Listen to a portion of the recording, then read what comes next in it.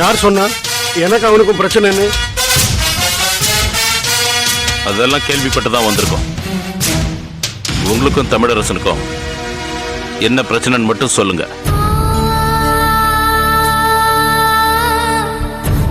நான் மயிலாப்பூர்ல ஒரு மெஸ் நடத்திக்கிட்டு இருந்தேன். நான் உண்டு என் வேலை உண்டுன்னு சாதாரணமான வாழ்க்கை தான் வாழ்ந்துகிட்டு இருந்தேன். எனக்கு ஒரு பையன் இருந்தான், பேரு ஜெயராஜ்.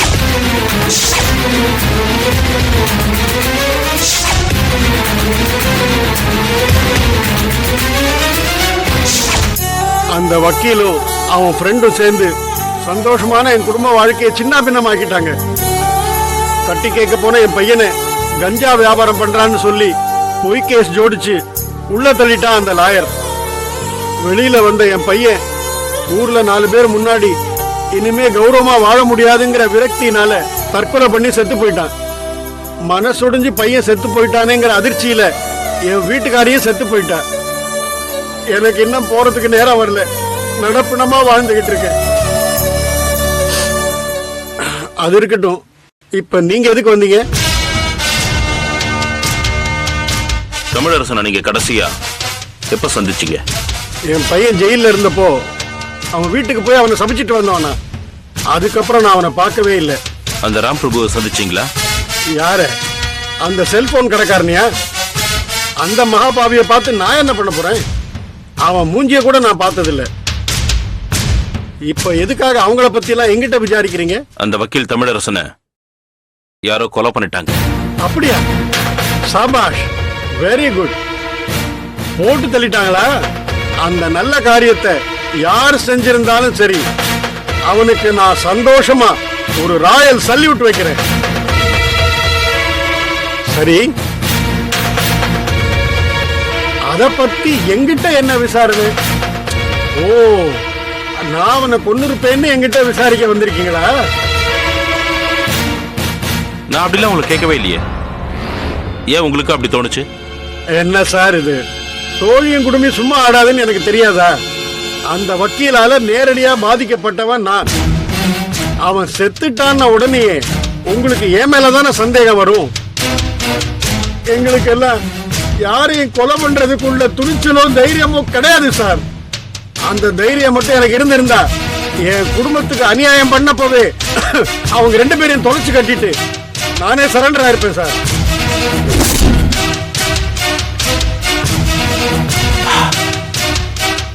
சரி, அந்த சொரூபா யாரு? சொரூபாவா? அது யாரு? அதையேதான் நான் உங்களை கேட்கிறேன்.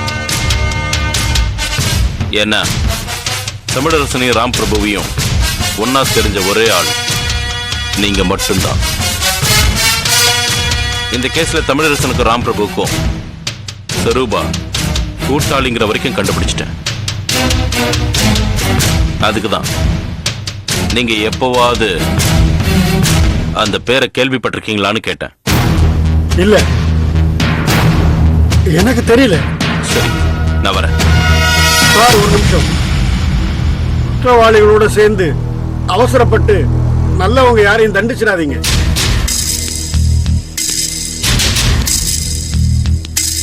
ஏன் இப்படி சொல்றீங்க? என் பையன் விஷயத்துல உங்க டிபார்ட்மெண்ட்ல அதைத்தானே செஞ்சாங்க.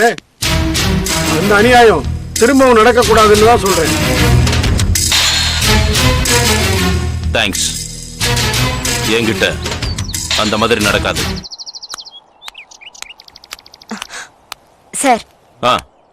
என்ன சபி, எதுக்காக அர்ஜென்டா இப்ப என்ன வர சொன்ன? இந்த புக்கு கொஞ்சம் பாருங்க.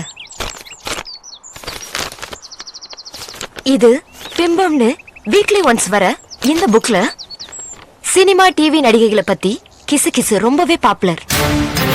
சரி, இதுக்கு நம்ம இன்வெஸ்டிகேட் பண்ற கேஸுக்கும் என்ன சம்பந்தம் இருக்கு? இதுல வந்திருக்கிற ஒரு நியூஸுக்கும் நான் இன்வெஸ்டிகேட் பண்ணிட்டு இருக்க கேஸுக்கும் ஒரு சம்பந்தம் இருக்கு. அதான் உடனே போய் ஆபீஸ்ல இந்த புக்கை கலெக்ட் பண்ணிட்டு வரலான்னு போனேன். Very good. படி, என்ன நியூஸ் அது? பெயரின் பின்பாதியில் பணத்தை வைத்திருக்கும் சின்னத்திரை நடிகை சென்னை 34 மலரின் பெயர் கொண்ட மருத்துவமனையில் வயிற்றை சுத்தம் செய்து கொண்டார். இந்த நியூஸ படிச்ச உடனே நானும் என் ஃப்ரெண்டும் யாரா இருக்கும்னு டிஸ்கஸ் பண்ணிட்டு இருந்தோம். முதல்ல எனக்கு ஏறல சார். அப்போ ஷொருபா கேஸ்ல இறங்கினதுக்கு அப்புறம் தான் விஷயமே புரிய வந்துச்சு. என்ன புரிஞ்சுது?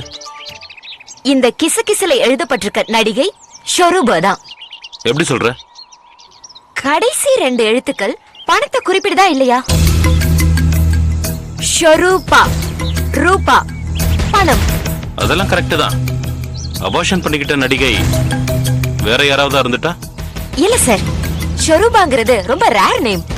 இவள தவிர ஃபீல்டுல வேற யாருக்கும் இந்த நேம் இல்ல. சரி, அப்படியே எடுத்துக்கலாம். சென்னை 34னா நுங்கம்பாக்கம். நுங்கம்பாக்கத்துல எனக்கு தெரிஞ்சு மலர் பேர் கொண்ட ஹாஸ்பிட்டலே இல்லையே. அங்கதான் சார் உங்க சிஷியை பிரமாதமா ஒர்க் பண்ணிருக்க. நுங்கம்பாக்கத்துல மொத்த ஹாஸ்பிட்டல்ஸ் 16. சுகம் ஹாஸ்பிட்டல், ராஜம் மருத்துவமனை, Hariharan nursing home, comfort hospital, Jayam nursing home, Geetha hospital, gem hospital, Vedavalli hospital, நல்லாய nursing home, KM1 Pali nursing home, Rohini Janakiraman hospital, GM clinic, Pali nursing home, Balaji hospital, Deepa nursing home, Vaidehi hospital. Okay okay. இதுல மலர் பேர் கொண்ட ஹாஸ்பிட்டல் எதுன்னு கண்டுபிடிச்சிட்டியா? சார் சும்மா விளையாடுதீங்க சார். நீங்களும் கண்டுபிடிச்சிட்டீங்க தானே? சொல்லுங்க sir please. Yes, Rohini Janakiraman ஹாஸ்பிட்டல்ல ஷார்ட்டா ரோஜா ஹாஸ்பிட்டல்னு கூட கூப்பிடலாம். கரெக்ட். அதான் அந்த ஹாஸ்பிட்டலுக்கு போய் ஒரு நர்ஸை கரெக்ட் பண்ணி டீடைல்ஸ் எல்லாத்தையும் கலெக்ட் பண்ணிட்டேன். Very good. ரிசல்ட் என்ன? 6 மாசத்துக்கு முன்னாடி அந்த ஷொருபா அந்த ஹாஸ்பிட்டலுக்கு போய் அபார்ஷன் பண்ணிருக்காங்க.